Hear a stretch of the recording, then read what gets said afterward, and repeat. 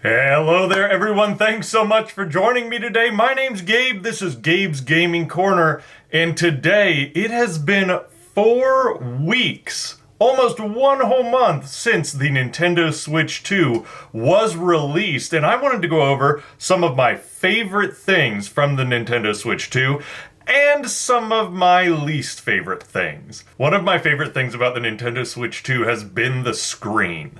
The screen is now 1080p or 1080 pixels and looks much clearer. It's a bigger screen than the original Switch and the OLED model, but it is 1080p instead of 720 during handheld mode, which means that it looks a lot clearer.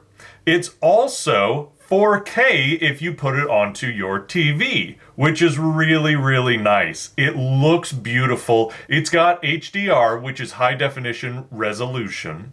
And so all of the colors are popping and look really, really nice. As far as the screen goes, I am absolutely loving it. I think it is beautiful, crisp, and all the colors are really nice.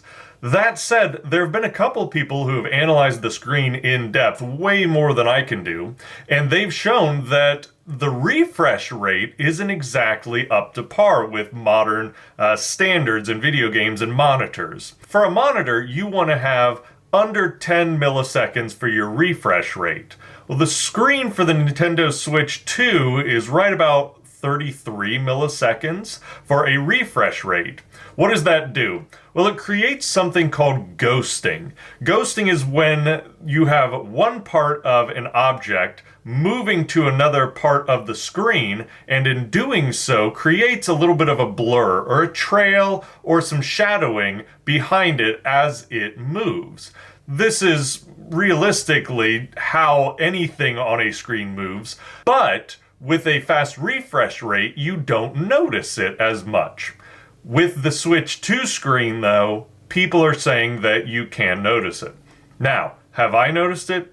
Absolutely not. Do I think that you'd be able to notice it if you didn't have a slow motion camera? Realistically, no. The screen is nice, and honestly, if you're playing in handheld mode or even 4K, you're not going to notice this ghosting at all. But it is important to note it, as that is a part of the screen and what some people have analyzed and found out about it. Now, the next thing that I've been loving have been the free upgrades to some of the games. Right now, Nintendo has put out several free upgrades to their games to increase the performance, including Pokemon Scarlet and Violet, Splatoon 3, Super Mario 3D World, Super Mario Odyssey, Link's Awakening, and Echoes of Wisdom. All of these games get free upgrades, so as long as you have the game, it's going to auto-download that update, and you'll be able to play it in 1080p, realistically 60 frames per second for most of these games. Now, there have also been some paid upgrades such as Zelda Breath of the Wild and Zelda Tears of the Kingdom. I personally just finished Zelda Breath of the Wild on the Switch 2 because I wanted it to look amazing. I started it this past January. I started it actually like 6 years ago, but I fell off of it and then came back to it this past January. And I thought to myself, well, the Switch 2 is coming out here soon. I might as well wait to finish it and beat Calamity Ganon on this new system. A little poetic, if you will. And I did, and it looked amazing. I had never subscribed to the Nintendo Switch Online Expansion Pass Plus edition until this, because you get GameCube games and you get these free upgrades. Well, you get these paid upgrades for free as part of the subscription. Because of that, I thought that it would be worth it, and I got a couple of friends to join my family plan. Now, was it worth it? Absolutely. The game looks beautiful. I'm not going to show any of the final footage from Breath of the Wild because I don't want to spoil it. Even though it is an 8-year-old game, I'd hate to ruin that experience for you. But in certain things like the Korok Forest and whatnot, you can see that the frame rate is 60 frames per second. You can see that everything is really, really clear, that 4K appearance. It's beautiful. I was very, very impressed. I know that they showed the Korok Forest as one of the places that had these upgrades really being showcased, but I had to try it for myself, and I've got to say, it looks phenomenal. Expanding on that expansion pass, the GameCube games are fantastic. I've been playing Soul Calibur 2 and making my way through that. I'm just about finished with it, and I've got to say that the buttons are extremely responsive. The gameplay is fast. I've never really played a fighting game like this before. I've played a little bit of Tekken at a friend's house, and obviously I've played Smash Bros, but nothing quite like this, and I am blown away with how good the Switch 2 runs it. There's also F-Zero GX and Legend of Zelda Wind Waker, which I'm very excited to play. They're probably going to add more, I can't imagine that they wouldn't, but I'm very excited to play these two as well. Soul Calibur 2 has been the perfect bite-size arcadey style of game that I've been craving, whereas Wind Waker is a Zelda game that I'm going to be able to sink a little bit more time into. Going back to how it feels to play the Switch 2 and the actual buttons and build quality and screen and everything,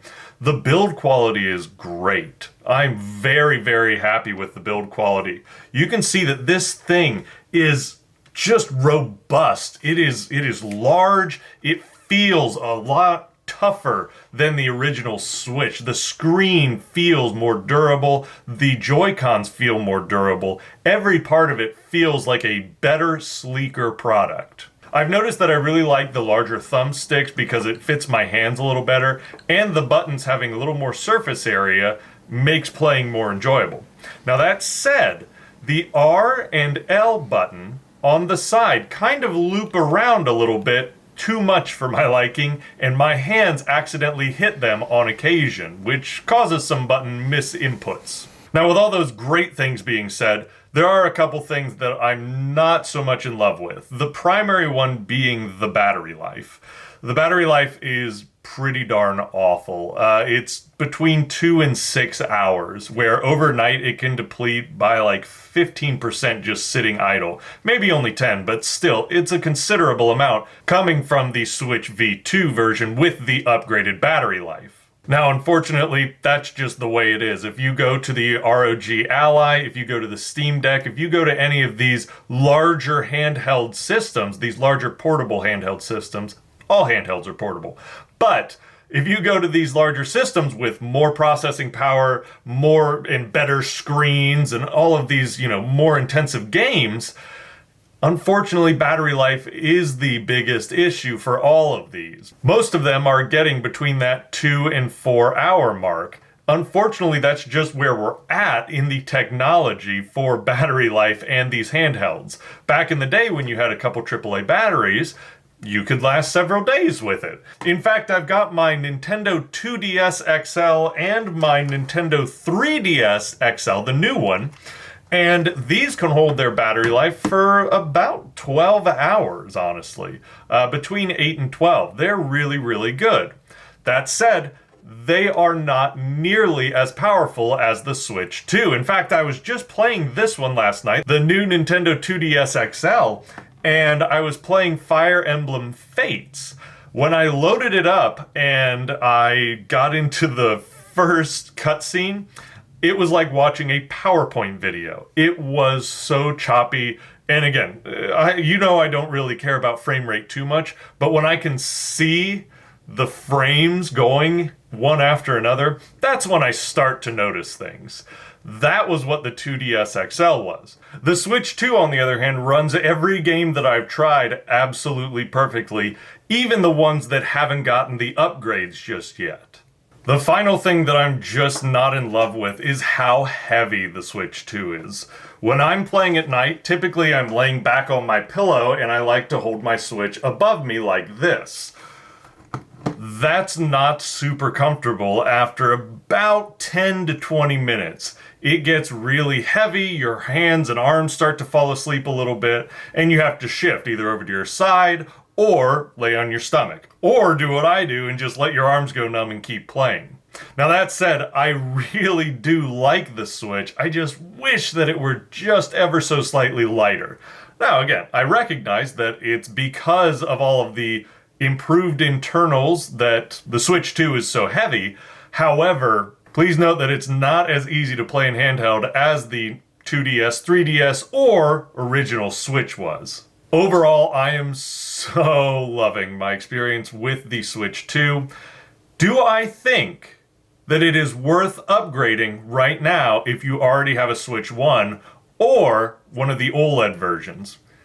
Probably not, but it really depends. What do you want to use it for? Do you want to play Mario Kart World? If so, get the Switch 2. Do you want to play GameCube games?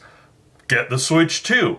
But realize there's only 3 GameCube games on the Switch 2 right now, so maybe wait a couple months until they release some more. Overall, I'm really enjoying it, and I think that it's a fun system with a great build quality and big upgrades that are worthwhile to me.